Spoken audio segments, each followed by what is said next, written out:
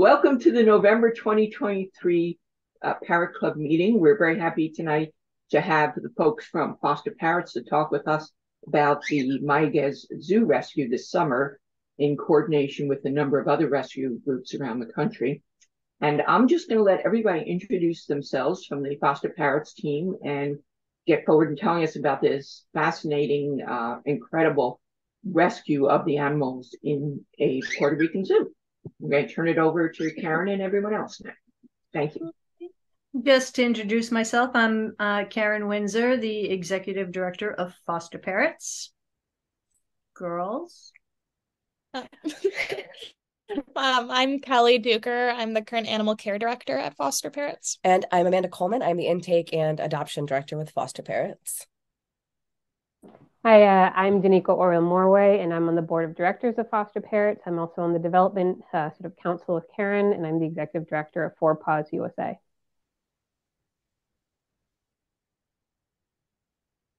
Great. Thank you, girls. You want me to start? Okay. Okay, well, I wanted to just to open up just by giving a little bit of a background on the zoo, kind of the history and the situation.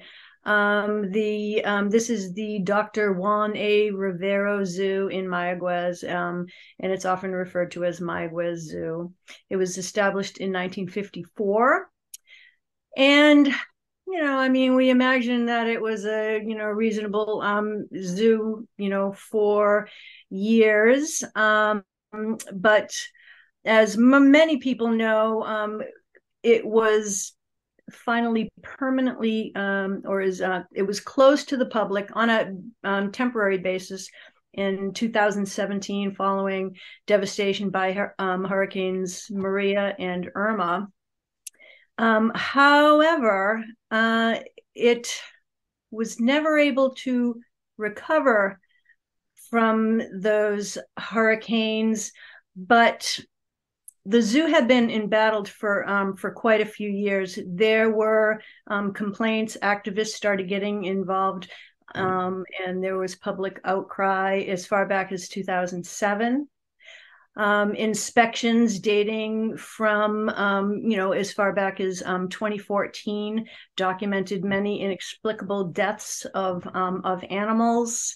A 2018 inspection report indicated that for the entire zoo, they employed only one part-time vet.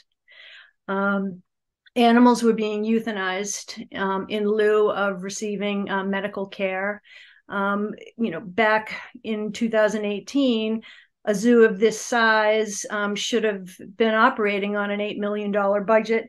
Their budget at that time was $1.7 million, and that was subsequently slashed to $526,000, which is less than the operating budget for Foster Parrots Sanctuary.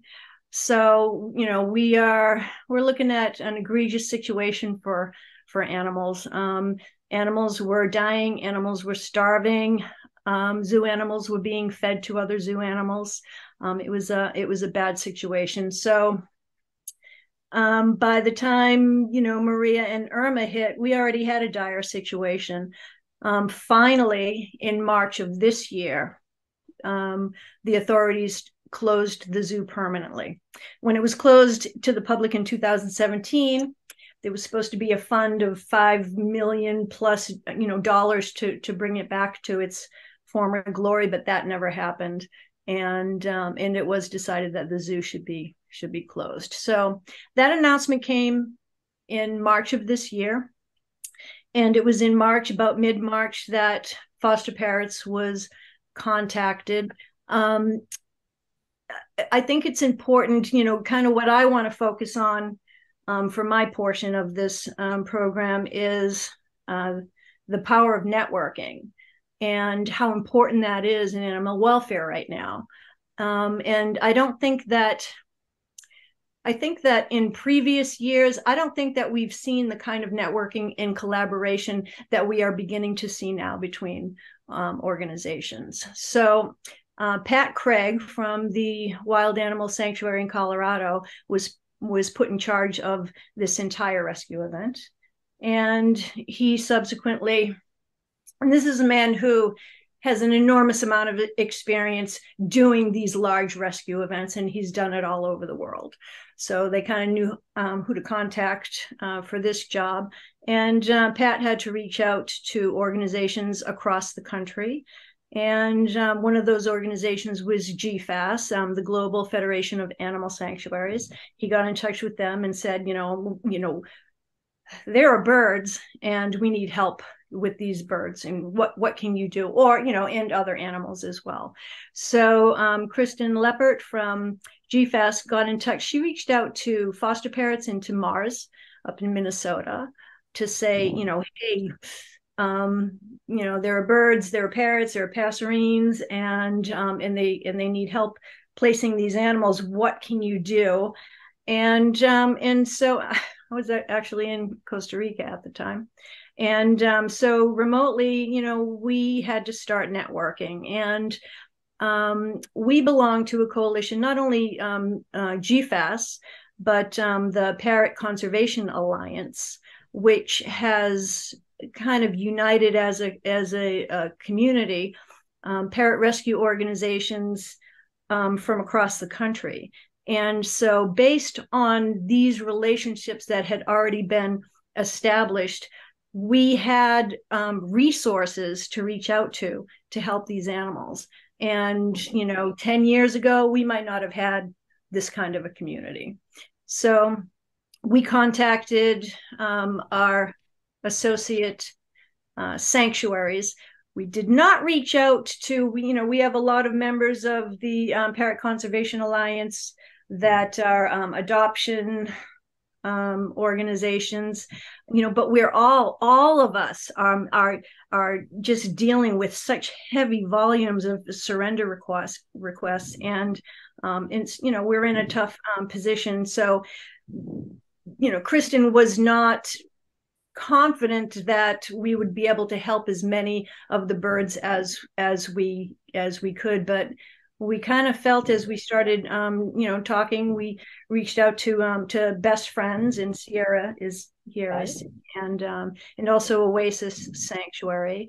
And, you know, we said, okay, what can we do here? Pat Craig had forwarded a spreadsheet of all the animals, and we kind of looked at the parrots and the passerines, and we didn't want to leave any of them on the table. And so we talked about what we could do, you know, as an alliance and a coalition, and who we could get out of there. And also, you know, there were a couple of Patagonian cavies, and Best Friends was able to step up, you know, for those animals as well. But this happened because of networking, and, you know, Pat's relationships with organizations across the country, and in our relationships within the avian community across the country, I think are really, really important. This was, you know, we kind of thought we were going to go in there, our role. At first, I don't think that we planned to actually go to Puerto Rico. It was more like, okay, well, what can we take? If they want to deliver, you know, birds to us, we're here, we can take them. But birds are fragile animals, and they are subject to stress-related mortality issues and injuries, and people don't know how to handle birds. And so, you know, we kind of began to talk about it, and we felt really uncomfortable leaving the capture and crating of all of these birds in the hands of people who were not skilled or who didn't care. So we decided that we needed to be the boots on the ground. We wanted to be the ones that put our people in there, who are experienced and skilled and who care about the birds. And so we let Pat know that we wanted to come to Puerto Rico, and he was like, oh, thank God. You know, nobody wants to deal with parrots. Nobody wants to handle parrots. It's a stressful situation. And I think that he really appreciated that. And a lot of groups that took animals from all over the country, They did not go to Puerto Rico. Pat Craig was he was responsible for organizing, transporting, and also financing most of this rescue organization. So Foster Parrots, were one of the few groups that were boots on the ground, and we brought with us our friends from Best Friends, Sierra. We pulled her in, and also Bradley K, who formerly worked for Foster Parrots and had moved on to Best Friends. But Bradley is a magical cockatoo whisperer, and there were cockatoos there, and we just felt that it was important for somebody like Bradley with her experience, with cockatoos and parrots to be there. So that's what it is. So Amanda and Kelly and Danica and I and our friends from Best Friends, Sierra and Bradley, we all landed in Puerto Rico, and we thought this was going to be a 2-day event. We thought we were going to get there, capture birds, put them in a crate, the planes would be ready to take off, and everything would be well. We thought we'd be home in 2 days. It was so much more complicated. Arrangements had not been made. It's when you're trying to get a zebra or an elephant or a rhino on a plane, it's a zebra or an elephant or a rhino. For us, we had 60 birds, I think over 60 birds, 12 different species of birds. It was confounding. It was confusing to all of the people involved, all the people trying to organize flights and everything. So the birds represented challenges that they had not anticipated, and we had not anticipated. I don't want to say lack of preparation, but I guess that's what it was. It was a complicated effort. And so what was supposed to take about 2 days took 5 days. And I am now actually going to turn you over to the girls so that they can share all the gory details of the rescue event. So I'm going to turn the floor over to Amanda and Kelly. So hi guys. So we are actually going to try and screen share my computer, so that way we have a quick little PowerPoint of some photos from on the ground in Puerto Rico that we would like to share with everybody. So just bear with us while we get that going. Not in here. There it is. Thank you. Does that look good for everybody? Can everybody see that? All right, Awesome. very cool. So, how do I? I think it's just this button. Yeah. There you go. That's it. So when we got to the zoo, I thought it was important to mention that by the time we got there, I'd almost say like over 90% of the animals had already been moved off site from the zoo. So the zoo that we saw was an even different experience than all the other rescuers, because most of the zoo was empty by the time they got there. Most of the limited staff that had been working there weren't there anymore. So it was kind of like a very weird ghost town that we walked into. Mm-hmm. The conditions for us, the humans there, equally to the animals, was really poor when we got there. The zoo had not had any electricity, any running water, any power, just these basic things. The zoo hadn't been operating with any of these things. And of course, that affected us there as well, because there was no light in the concrete buildings we had to work in. There was no running water to use the bathroom, except maybe that one toilet had running water. Yeah, but we couldn't go in because there was huntsman spiders all over the place. The zoo, there's huntsman spiders the size of your hand. There's cockroaches in there at nighttime. It was really terrifying with the spiders running all around, literally the size of your head. There was also a very weird culture, which apparently we got the gentler end of this. It was even more hostile when other groups were there prior, but because there was less staff, there was less interaction. But there was definitely a hostility between us and the workers that were at the zoo. There was a serious lack of distrust, to the point that when we had all of the birds confined in this concrete room that we'll talk about later, we had to lock them in with a deadbolt every night because we were scared that people were going to come and steal these birds or let these birds out. It also was very weird when we got there. A lot of our population numbers weren't matching up. There were a lot of Quakers that were missing, weird things like that. And just due to the distrust, we have no way to know, were these birds taken before we got there? Were these birds sold? It was very muddled and confusing on why so many of the numbers were different. And then there were sad things, like there was a horrible metal crate of wild wood ducks that had been caught by a worker that were at the zoo being bred for money. So you knew that these people were relying on the animals for profit in a way too. So it was very scary for our birds to make sure that they were safe while we were there. It was also weird when we got there.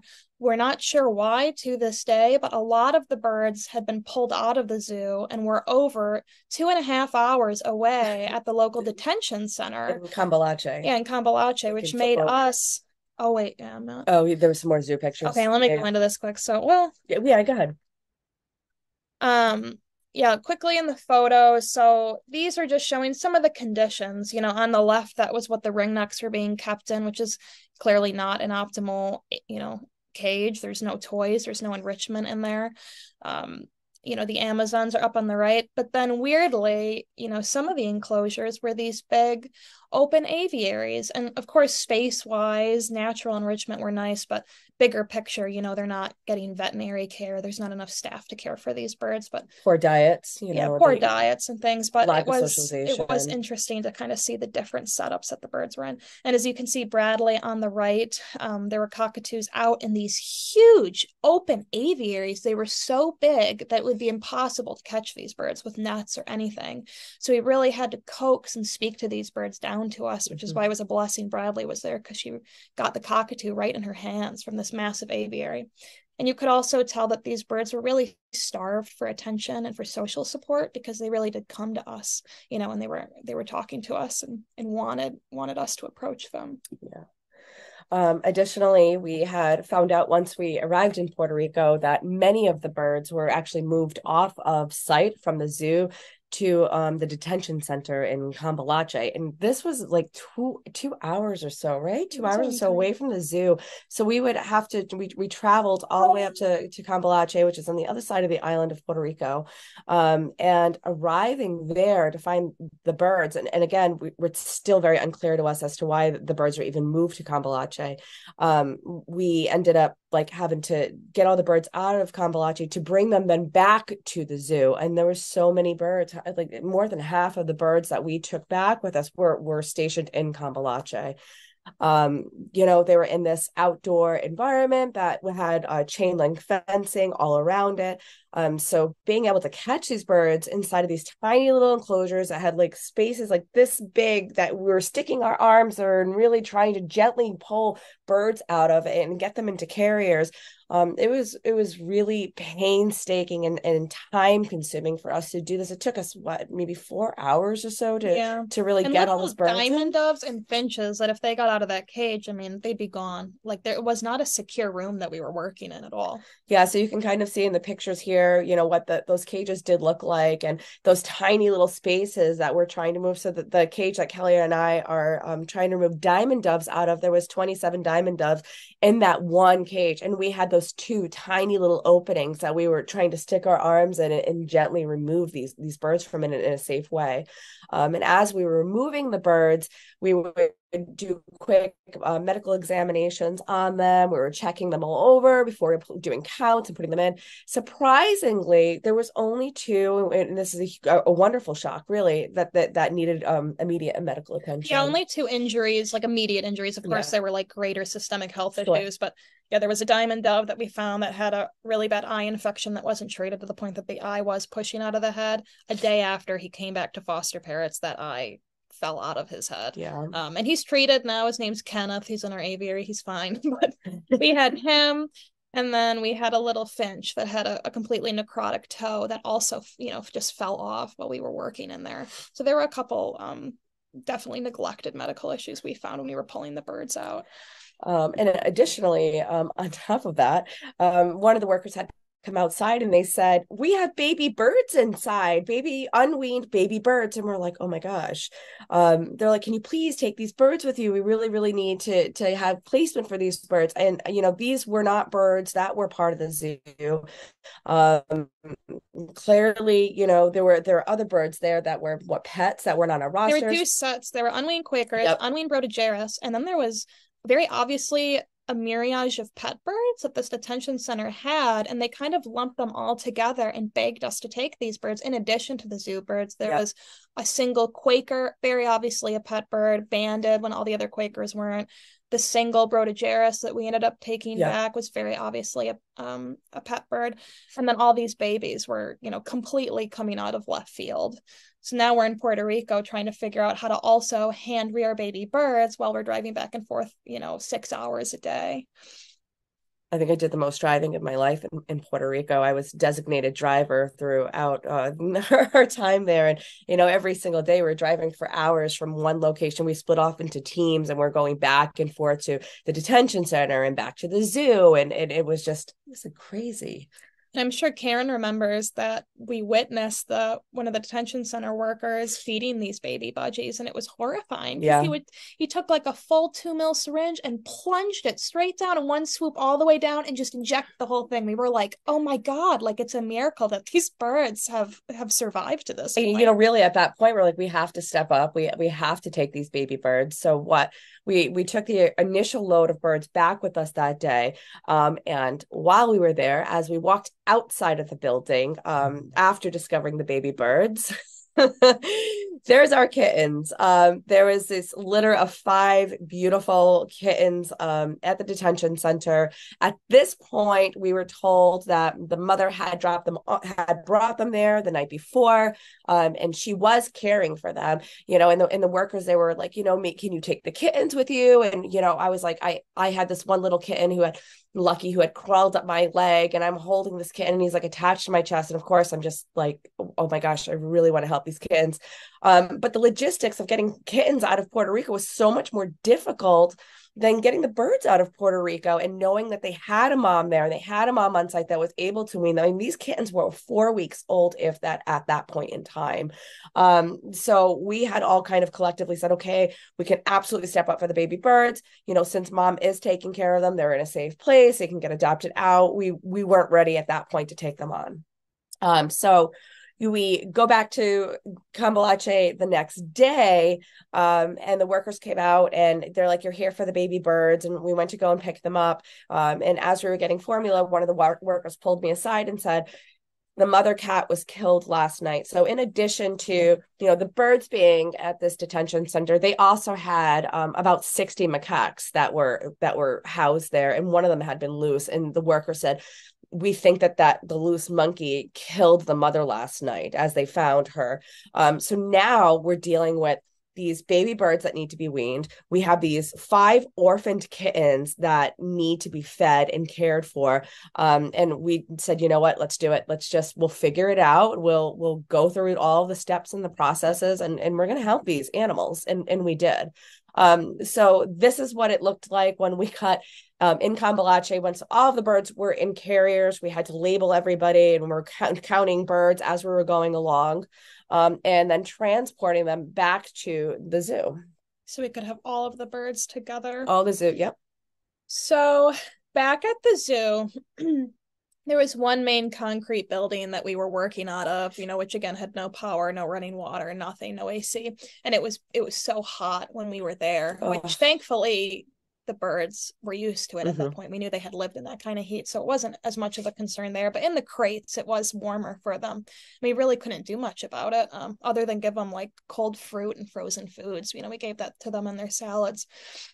But once we had all of these birds, 60, 65 birds in these crates, then it's a reality of, while we're doing everything else during the day, we're having to service all of these crates twice a day. Again, as you can see, a room that has big open spaces in between the bars, gaps all around, and you're having to open these little carriers that have 27 diamond doves in them to reach your hand in and service them and pray that they're not going to fly out of these carriers. I mean, it was impossible, and there's nowhere else in the zoo to go that we were offered. No.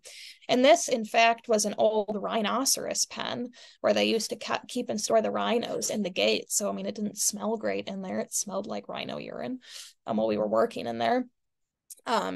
And we were doing this really twice a day. So, we were servicing the birds first thing in the morning and then servicing them again in the afternoon because it was so hot that the fresh salads would mold really fast. And the waters, because they were in such small spaces, were getting disgusting and dirty, and those needed to be changed out for the night. And we wanted to make sure that things were kept moderately clean. Our intent was that these birds were going to go into carriers and then be put on planes the next day. And they weren't supposed to spend almost 5 days in these carriers. And that went south really quickly on us because we were really fighting against weather and time while we were in Puerto Rico. Because once it got to be too warm, we weren't able to put those birds onto planes, and we had to wait until, there was a break in the heat in order to get the birds into cargo safely and get them out of Puerto Rico. And, if we ever had to go in here when it was darker, we were having to use flashlights to care for these birds at night. Which, again, trying to work with a flashlight, opening up a crate and keeping these birds in to not fly out. It was just an absolute nightmare to do all of that. These carriers were measured to size, assuming these birds would be in them for a day. We would have never, we would have picked much larger carriers if we knew these birds were going to be stuck in these for nearly a week. So then that was at the zoo, and then we were having to go back and forth because at our hotel rooms we had to, of course, smuggle in 2 groups of unweaned baby birds. So Karen and Danika's room smuggled in an unweaned batch of baby birds.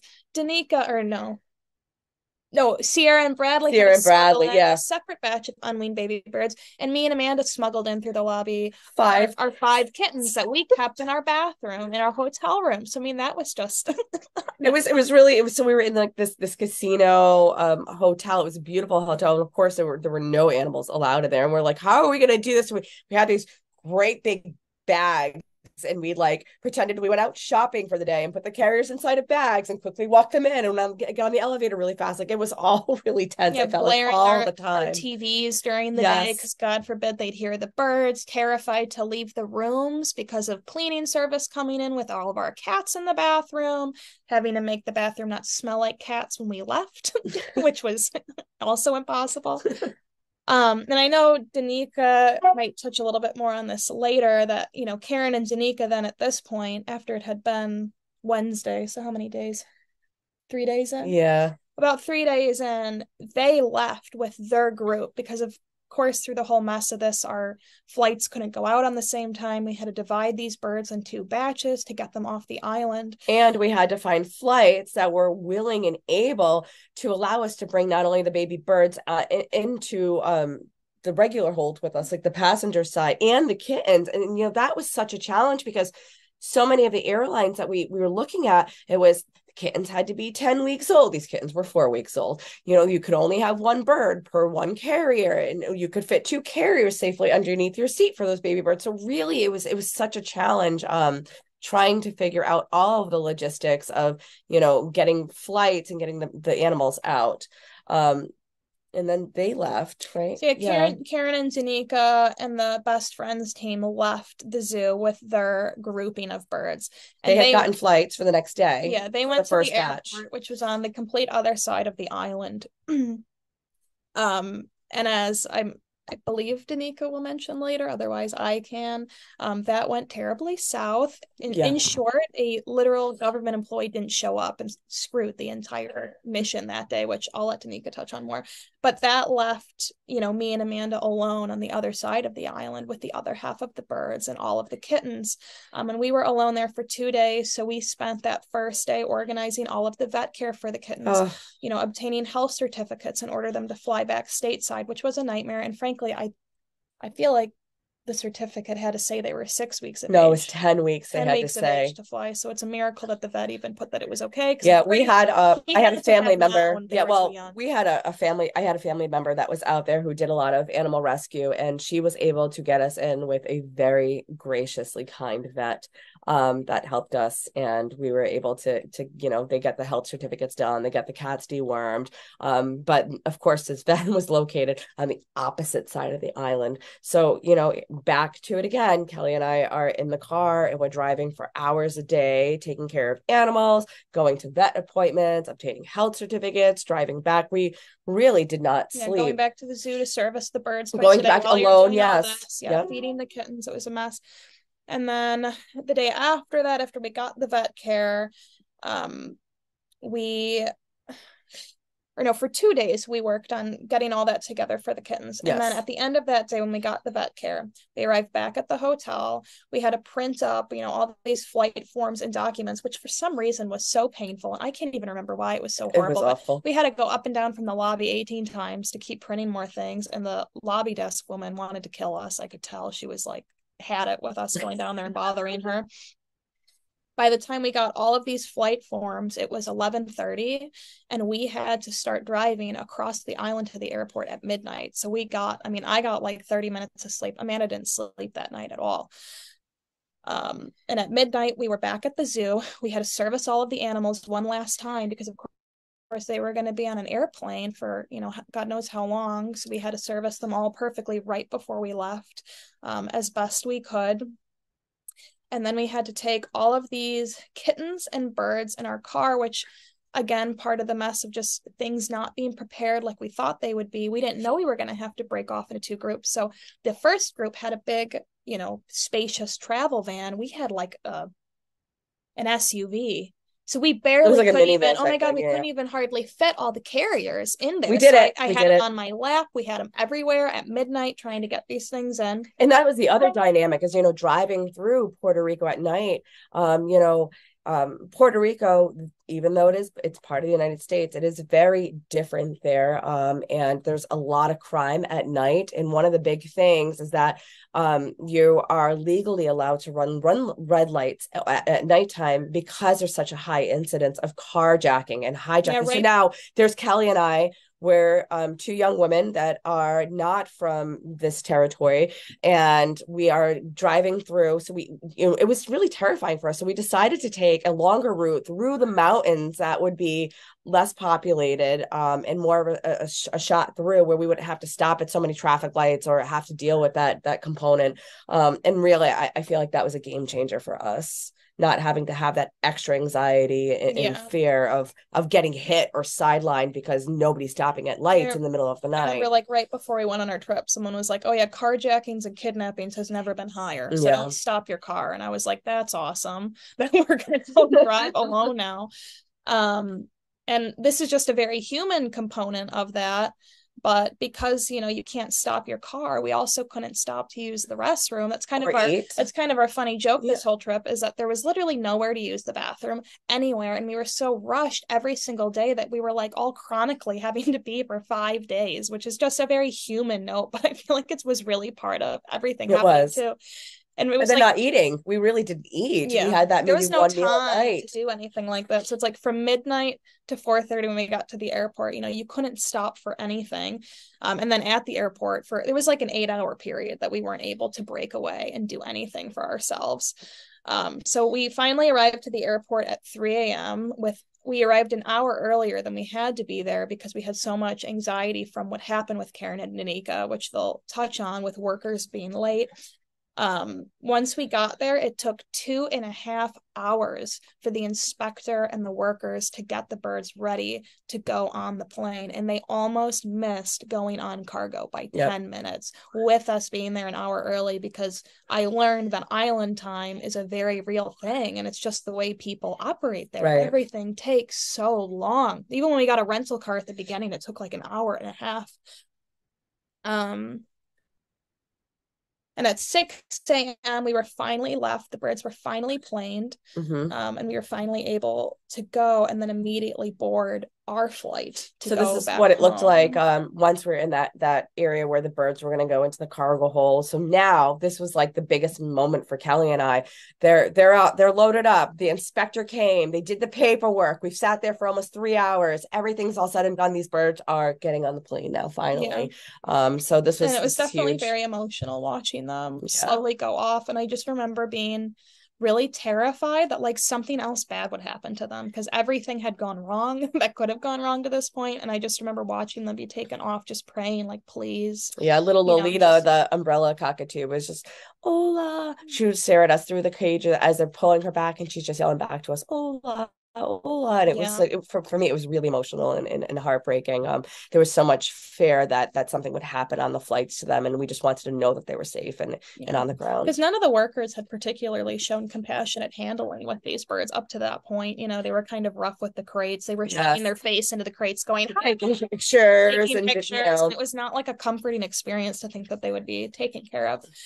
But once they were gone, we went to get on our plane, which of course had to have a couple of layovers because the only flights we could find were like, with all these layovers and everything to fit everything we needed. So I think this was in Tampa, this where we got the kittens out. Is this Tampa or was this right before? Or was this, I don't even know. So this is one of the airports, I don't even know, that we were at. And they had this really cute like animal station where you could like take your dog and let them go to the bathroom. Of course, we put the kittens out and they're all playing. And for Kelly and I, we were just like, sat down on the floor, and it was just that moment of relief where we're just watching these 5 kittens with not a care in the world, and they're playing, and they're finally using the bathroom, and they're rolling all over the place, and they're probably playing in pee, and that's okay.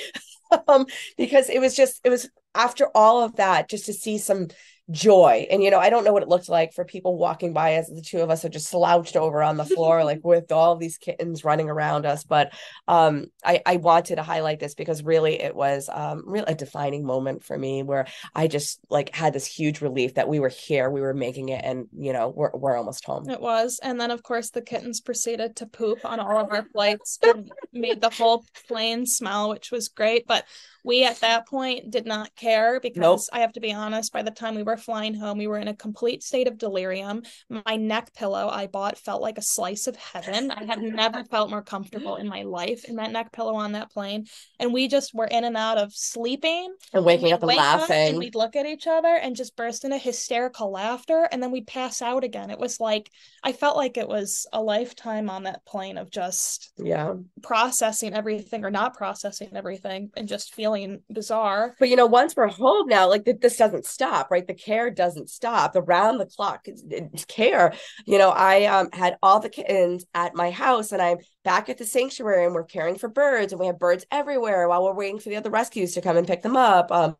We have these cabins that we set up where we had temporary housing for birds.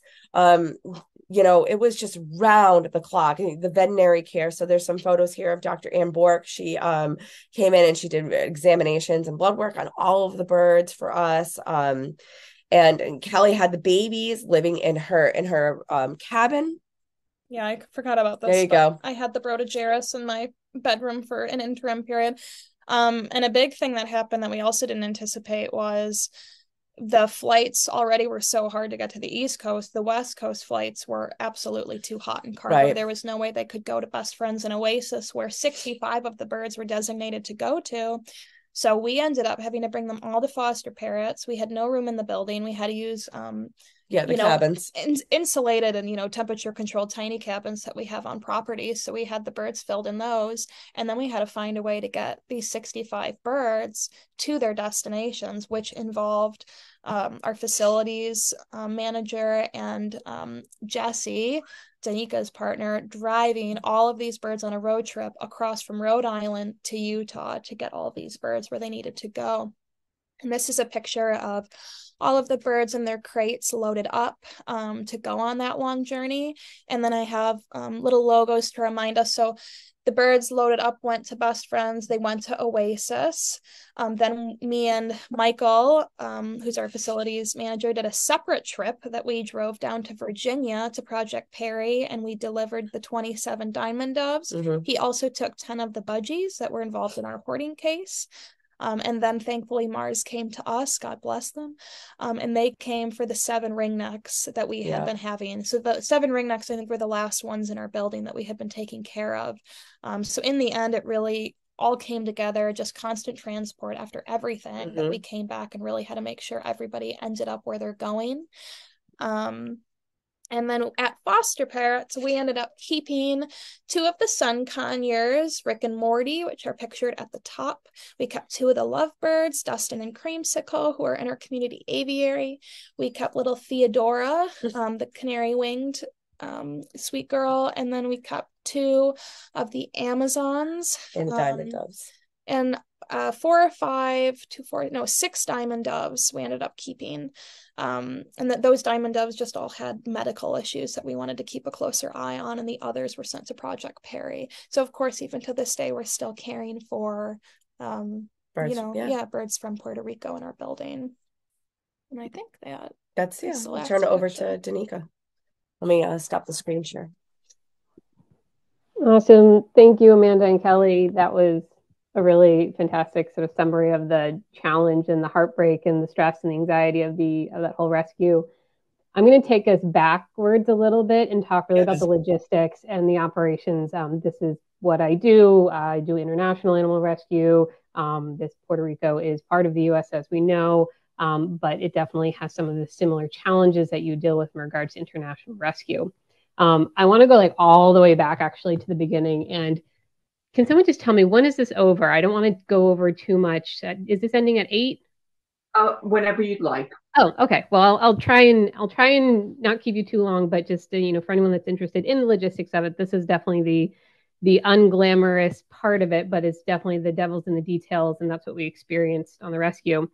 But Pat Craig, who started really initiating this whole rescue effort, he lived in Puerto Rico for 5 months working on this rescue. He's from Colorado. He runs 3 sanctuaries, massive organization. But to do this rescue, he fully upended his life to go do this.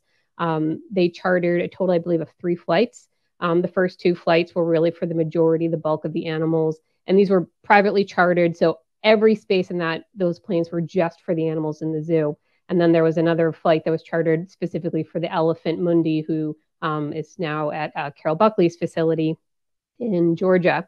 Now, the birds that we came in and brought out didn't get to, they weren't put on those initial flights. So we didn't get a chartered flight, which means we had a whole separate host of issues because we're now dealing with commercial. And that introduces all the different people that when you fly a plane, we also have to deal with that. And we have to deal with all the government officials. So immediately we were kind of set on a difficult path just logistically. Also, as Kelly mentioned, the facility was already abandoned. I mean, there was no utilities, no electricity. It was extremely hot there, but it was also hot in mainland U.S. And so initially when we showed up, the plan was get all the birds, one plane, the ones that are going to go to Utah are going to go to Utah. I think they're going to land in Vegas. And then all the other birds that are going to go to the Northeast will go up to Boston. Super simple. Everything was planned and ready to go. Well, heat wave strikes, not just in Puerto Rico. We're dealing with above 100 degrees every day and at night. Heat wave in the U.S. All flights canceled. They're like, sorry, guys, got to change your plans. And you have 24 hours to do so. Now, when you're dealing with live animals going in cargo transport, everything has to line up. So all the stuff that Amanda and Kelly were just sharing about how we didn't have proper numbers. We didn't have proper species. We didn't have proper, it was just the inventory of animals we received was not actually true, but the inventory that we received is what they built the airway bills off of. The airway bill, if it does not match the packing list, you will not get on. Now, they're okay if you have less, but they're not okay if you have more, because then at that point you're considered like smuggling. So all of the logistical hurdles and the reprinting and the printing and redoing this all comes down to the fact that the initial inventory, the initial flights, were not either doable or were not accurate. Now, in the ideal scenario, all this would have been printed. We would have shown up and we'd be handed a whole bunch of 3 pieces of paper for each carrier. It says all the birds in there, their species, where they're going to, where they're coming from. But we were rewriting everything, reprinting everything. And airway bills are not quick to get generated. So each time we have to send out the request to bid with the airline so they can change the cost of the flight just if they're in a bad mood. They can change the cost of the flight if there is more space taken up.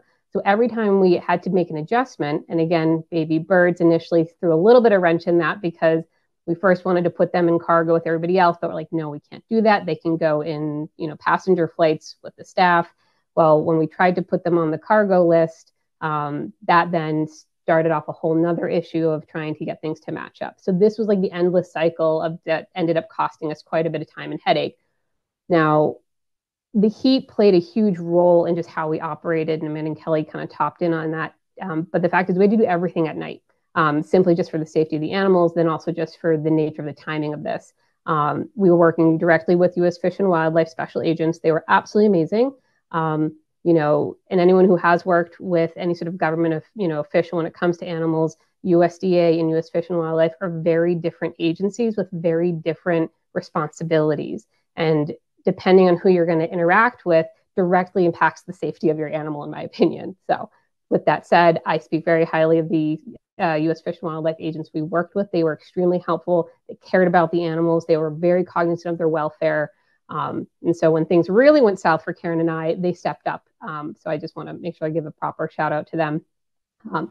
So all said and done, we think we have everything ready to go. We show up to the airport 2 hours early. We've done everything right on our end. We've sort of surpassed every mountain and hurdle that the sort of logistical monster threw at us. But then the government official didn't show up. You cannot get on the plane with your animals if the U.S. Fish and Wildlife inspector does not lay eyes on every single animal. So they have to go through and inspect, and they have to walk through and check it. Well, the guy didn't show up. He then told everybody else that Karen and I were late, and it was a back and forth. And the process of just getting their airway bill process takes 2 hours minimum just to get them. It's so archaic. It's very manual. I don't understand it, but this was just the sort of nature of the situation. At that point, they say, okay, you guys can't make it. The flight's going to take off. You're not going to get passage. And Karen and I are sitting there. We are, 2 hours away from, the original zoo. We're like, well, we could drive back there. Then we're like, well, let's see if we can try and find a hotel in San Juan, sorry. In San Juan, we call every single hotel asking if they will let us rent, pay for hotel rooms to house. How many birds do we have with us, Karen? We had 40, maybe 50. And I mean, I called probably 10 different places. We're sitting in the parking lot waiting for the sun to come up. And all we can think is like, we have no place to go. We can't go back to the facility because also we now have animals. Everyone's gone from the facility at this point. So we're trying to figure out where are we going to sleep, where we're going to move the birds. I found the San Juan Airport, lovely person there said, yes, we will help you out. It's going to cost you an arm and a leg, but we will let you, bring the birds there. And this probably took, Karen, 4 hours. I think I was crying in the middle of a parking lot at the airport at this point because I was convinced that we were all just going to die of heat exhaustion and never get on a plane or find any, hotel that would take us. But basically right when we thought everything was going to fall apart, U.S. Fish and Wildlife reached out to us and offered us their office space in San Juan. So we brought all the birds there. It allowed us to do fully clean their cages and everything and take care of them. They were in a climate controlled facility for the first time in their life. So this was like a very nice moment of peace after incredible exhaustion. I think at this point I'd been awake. Don't forget to let them know that we also had the cavies. Yeah, we also had the cavies, which really did not want to be in those carriers any longer. And we had, baby birds with us. So we kept the baby birds with us. So Karen and I were going and getting like breakfast, lunch, and dinner taken because we still had to feed them every couple hours. So they even have a picture of us sitting on the beach waiting to go find a place to get lunch with our birds. But luckily, Puerto Rico is really friendly when it comes to these, animals. So when we went in to get, lunch, everyone was super excited to see the birds and to see us. So we were very much embraced. And it was, again, these weird moments of what bizarre world did we step into, because this is not the rescue we thought we were signing up for. But the reality is, you can't predict what an animal is going to do. You can't predict how a rescue is going to go because it all depends on the animals and the people. And we know people can be as dysfunctional as animals. So that was kind of the, you just had to roll with the punches in this case. So eventually, we had the whole issues of trying to find new cargo flights, finding new passenger flights for us with the kittens and the birds. Karen, I think, went through 3 different flights. It was just an absolute logistical nightmare. But at the end of the day, everybody got safe passage. Everybody got on their proper plane. I think by the end of it, Karen and I cried over a beer in the airport as we finally departed Puerto Rico. But all the animals, again, transported safely. And one of the big things that, in my experience doing flight transports of animals, you're often dealing with animals who have been experiencing, profound neglect and abuse for a very long time. Flights are stressful in and of themselves on a healthy animal that has received the best care. You do not know how many animals you will have dead on arrival whenever you put an animal on a plane. And that adds an absolute element of stress and anxiety for the amount of just heart and dedication you put into getting these animals out of a bad situation. You don't get to rest and breathe easy until you get those birds in their final place, into their final home, sanctuary, wherever they're going to be.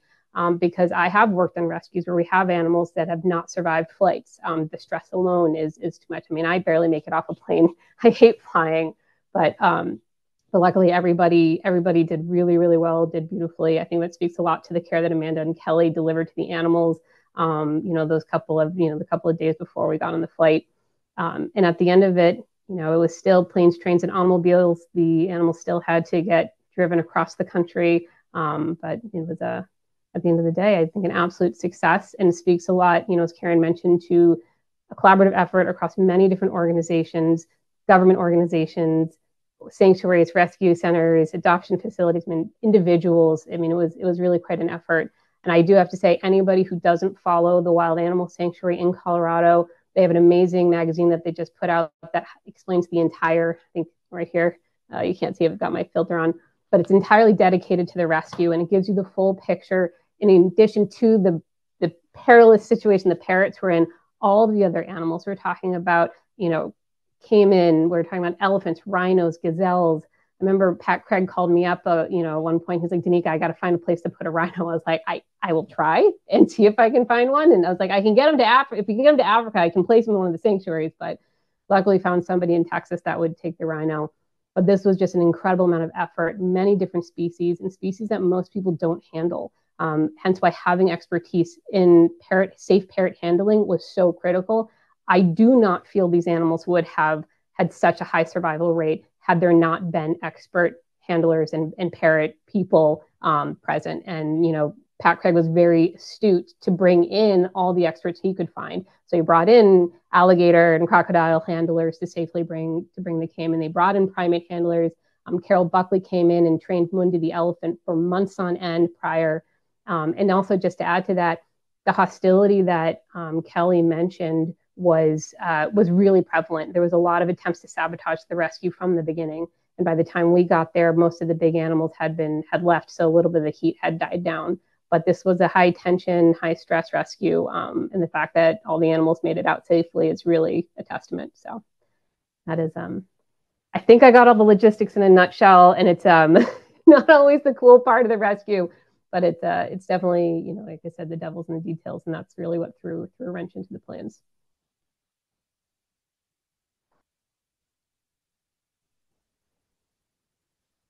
And if anybody has questions about international transports, I'm happy to answer questions on that as well. That's a bit more my expertise. If anybody has any questions, we'll take those questions. I was going to really quickly mention too, when Danica said mortality, that I do believe at the end of everything, we only lost one diamond dove in Puerto Rico. And we're not sure why. I mean, the diamond doves were definitely the most frail, but I think that's definitely a success. Yeah. And I want to add one last thing is the facility that the holding facility that the animals had been moved to out of the zoo. The way it was described to us from the U.S. Fish and Wildlife agents was that is an evidence closet. So that's where they take animals that are involved in various legal cases on the island, that they get put there for basically safekeeping or until they die. There is no long-term plan for those animals to survive or be moved elsewhere. It's just essentially, will they survive long enough or die quickly enough to just fill them up, the cages up with more animals. The same thing with the macaque situation in the back. They have a very prolific primate issue on the island. They're animals that they believe have escaped from a lab, have now proliferated, and they basically get confiscated or get taken off the land, put into these cages. The cages get filled up, they euthanize the cages, and then they fill them back up with more.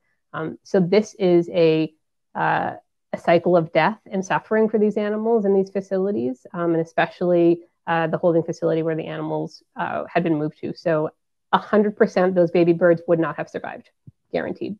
No animal left there would have survived. You remember in that back room of the detention center where there were no The ferret.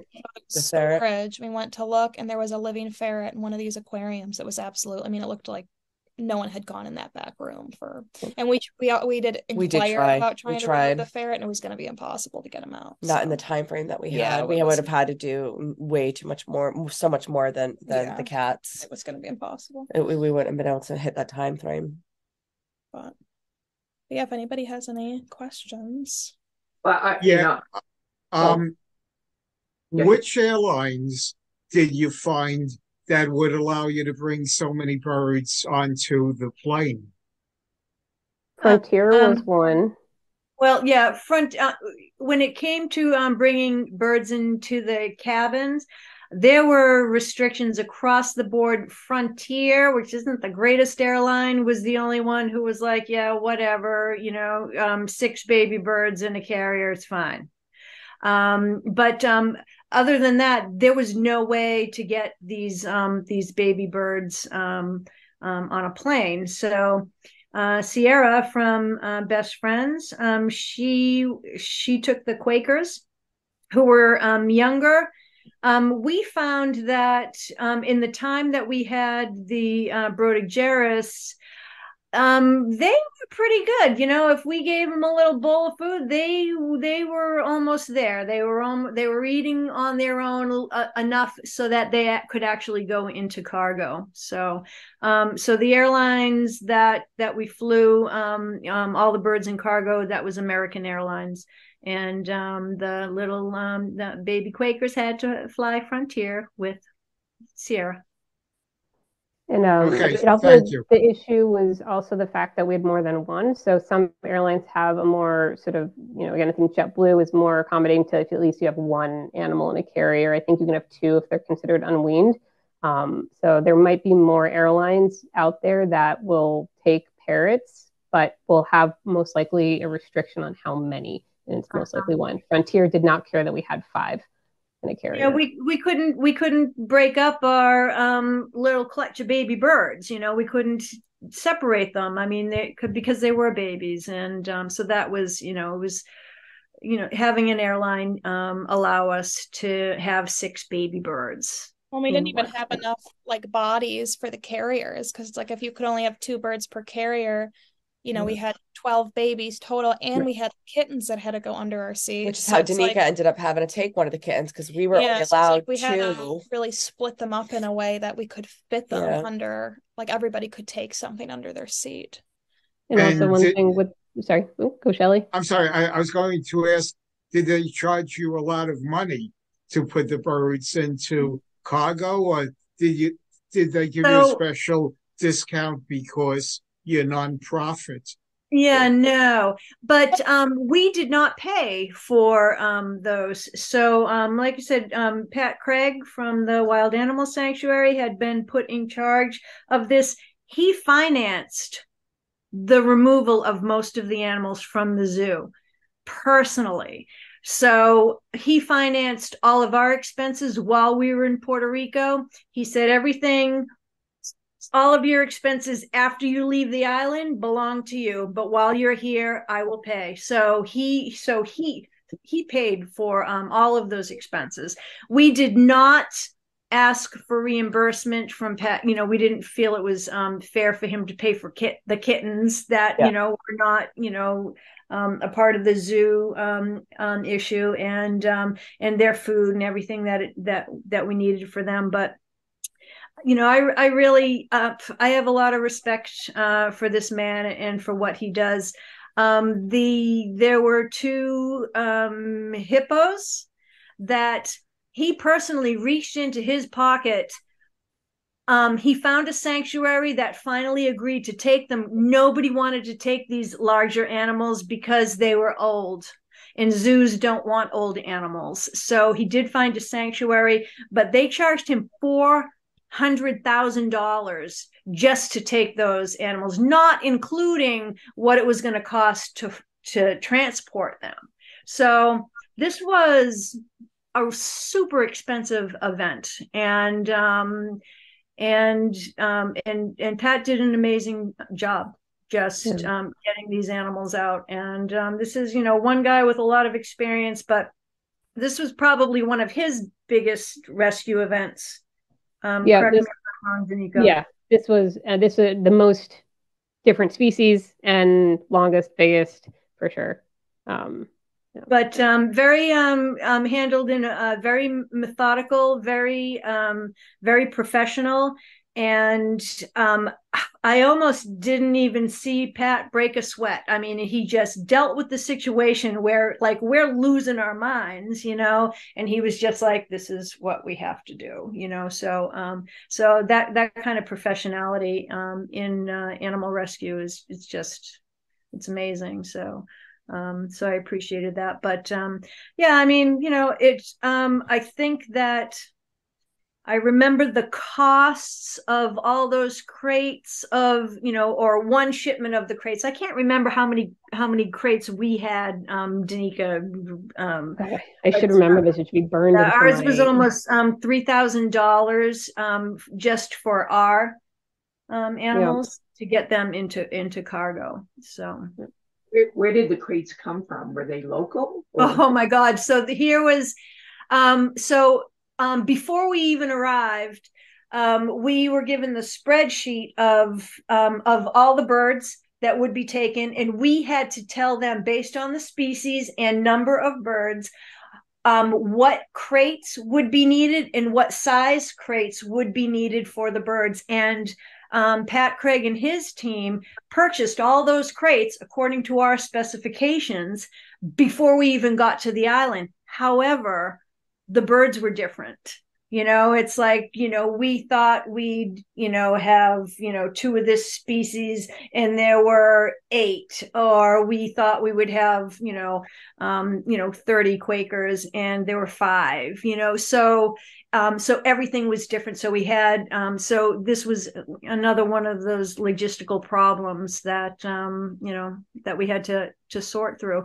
And the airlines, with Fish and Wildlife and the airlines, you had to document exactly how many birds were in each crate, what species they were, the exact dimensions of every crate, the care instructions for every pet. Everything had to be adhered to the crate. All this paperwork had to be attached to every single crate, and every single crate was different. So, therefore, when I say, geez, it's easier to evacuate an elephant than it is 60 birds, that's why it was complicated. It was. And weight is another big issue. So if you are off by even like any sort of like significant percentage on your weight, you can get denied because the plane is calibrated to the weight distribution of what they're carrying. And so in this case, we really had to try and be as accurate as possible on this. One of the flights that I tried to get us on after they denied us, we were like just over the weight limit by like a couple of pounds. I mean, and we're talking about, that's not much when we're talking about birds. It's the carriers really that are problems. So had we had smaller carriers, we would have had problem or wiggle room. But that's the kind of stuff that last minute can really throw things. And if somebody else that's gotten there before you, if their cargoes are overweight, you then get bumped out. So it's the same thing also if you're going to fly in cabin with an animal, you maybe buy a ticket so you can put your animal in the front, in the seat in front, under the seat in front of you. Well, if the airline is like, well, we already have 5 animals on the plane. Sorry, you bought a ticket. You're not going to get on. We have a five limit. They'll sell as many as they want, but they'll only let 5 on the plane. So you got to get there early, get your seat. It was even suggested that we leave the cavies behind. Yep. And it was just like, no, we can't do that. It's like, this isn't about our convenience. And I was actually almost driven to have to stay behind while Danica left and all the animals left, and then there I would be in Puerto Rico by myself, and I don't do by myself in flighting, I don't do it well, but I almost had to do that for the cavies because I wasn't gonna leave them anything that got left behind wasn't gonna survive. Just incredible. I'm kind of curious. What was there no local organization that could take the kittens? You know, sort of a dog and cat rescue. They have more stray cats and dogs than they know what to do with, and it's actually a really big issue on the island. And they were just honestly desperate. I know Amanda and Kelly, you guys worked with the vet, but everybody I've spoke to is just get them on the plane and get them out, because I mean, it's as soon as you take animals off island, they repopulate. Yeah. Well, I just wanted to Sierra societies all over. But I wanted to read her comment. She said, "Thanks for sharing the story. It's surreal going through it all again. It was certainly a unique, exhausting, powerful experience. The cabbies are doing great, as are all the birds. Cody, the Moluccan, is the biggest ball of energy and greets everyone with an exuberant hola. He has an aviary with a sliding door that opens in nice weather, and I think that I can hear him all over the sanctuary. I second Karen's sentiment that it was truly incredible to see so many organizations come together to tackle this rescue effort. On a personal note, I was inspired to see the determination of the Foster Parrots team on the ground to get out as many animals as possible and make miracles happen." So it's Sierra's best friends, right? Yeah. Yeah, so, Sierra. Well, thank you, Sierra. I know she's gone, but yeah. Yeah. I mean, I was honestly, I was just totally riveted by this. This should be a documentary. I mean, honestly, you could have an 1.5-hour documentary. People would be glued to their seats, or write a book or something. I mean, you ladies you're just amazing. You're just absolutely amazing. I mean, what you went through, I mean, mere mortals would have given up a lot earlier, and just your dedication on an everyday basis to the birds and doing things like this. I mean, it's just mind-boggling what you've gone through, and you're such heroes to the birds, and even just coming out to give this talk tonight. I mean, I know you all had tremendously busy days taking care of birds, and you agreed to do this for us tonight, and spend your evening talking about this experience even more. And I can't tell you how grateful we are that you were willing to take the time to do this. But I'm just in awe. I'm just in awe of everybody here. It's just incredible. Thank you, Amy. I was saying to the girls earlier today that as insane as it was, beyond anybody's expectation, I'd do it again. Because the experience was valuable, and I think that when those animals that you work the hardest for get in here deeper, so. Plus, it's one of these things that in the moment it's horrific, but when you look back on it, it's sort of like a war story almost, in that it's exactly. got through it. There's all the camaraderie, all the good times, the success of all this. And I mean, and that guy you were talking about, I mean, I assume he's got to be just phenomenally wealthy, but the fact he's not personally paying for it. The sanctuary, the wild animal his organization, yeah. So very effective fundraisers if you can spend $400,000 to, not including transportation, to place two hippos. So yeah. I mean, that's their specialty, and I've worked with Pat Craig for years on rescues, and I have to say one of the, I'd say, proudest moments was at the end of the rescue, and we finally got everything done, and Pat and I are talking, and we finally got the plane set, and he said, Dinique, I've been doing this for a long time, and I have to say, dealing with these birds was the most complicated part of this. And this is a man who got lions out of Ukraine during the height, so to say that it just kind of puts into perspective the challenges that were faced on this one. So meant a lot coming from that. You even had to cart in all the water. I mean, you didn't have water on site. No, it was we brought in bottled water. Yeah, and we had to go to the store every day to buy fresh food. Several times. Would all go because we had lorikeets, which was a nightmare because it was so hot to keep the fruit good for them. That was a bit of a nightmare. So, but yeah, when I walk through the building in the morning and, we count everybody in the aviaries in the morning, we do our checks. I feel like when I, walk by lovebirds and see our 2 little pair up there, that we brought back, it's definitely I find myself some mornings pausing at them and being like, oh my God, I can't believe that these 2 were in Puerto Rico, and we pulled them out. it's even the kittens. They all found homes with us, of course. So I adopted too. This is Lucky. He was the one who crawled up my leg and started the whole kitten fiasco. Danica has taken one home, and Karen has the other two. So that's all five. And of course, this is I think part of Puerto Rico that is going to stay with us for at least the next 20 years. I got off the hook with the cat. My computer is I am almost out of juice, so this might. Did the spiders bother the birds at all? What's that? There? Did the spiders bother the birds at all? The huntsman spiders? I don't know. Not like us. There was none in the crates ever. We never saw any direct interaction from birds to spiders, but I mean, they definitely bothered us. I think I was the only person actually bitten. Yeah, Amanda got bit by a huntsman on her ankle, and it swelled up. It was so bad. It's really horrible. Yeah, because they're pretty poisonous, right? Venomous. I don't think so. No, I think it was it's swelling because it's just like any other, bug bite. Yeah. Does anybody else have any other questions?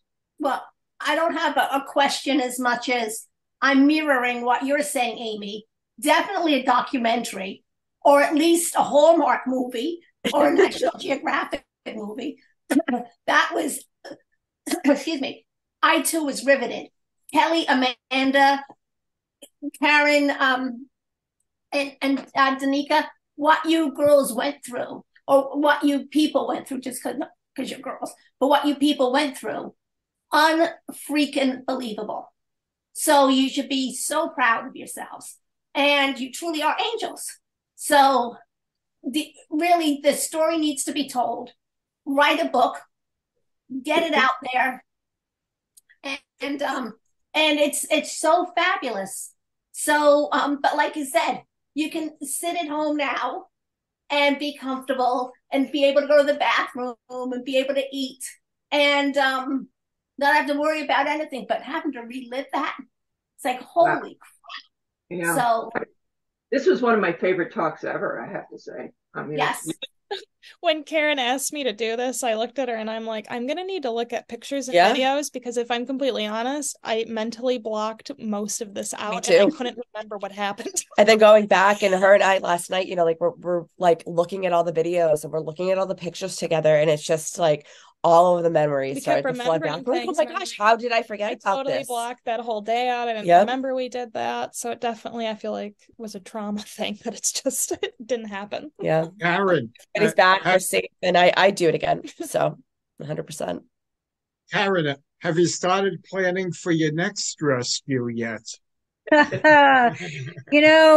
These things, they kind of creep up on you and you never know. And I think Foster Parrots, the New England Exotic Wildlife Sanctuary, was born out of the Catskill Game Farm rescue event. That was a big, pretty enormous event, and we ended up with a lot of animals. And in that situation, it was, rescue first, ask questions later, questions like, what the hell are we going to do with these animals?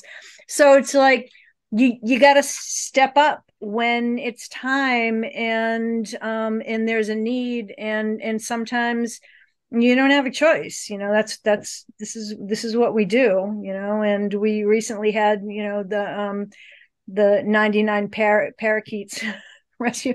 We didn't have room for those birds. We didn't have a plan for those birds, but it was not possible to leave those birds where they were. No, absolutely not. So I think that this year, the rescue events, the activities were really, really intense. So hopefully next year there'll be a little bit of a lull. But if something like this was to happen again, and if we can help, we'll help. We'll be there. And everybody out there, please support Foster Parrots. I can't say that enough.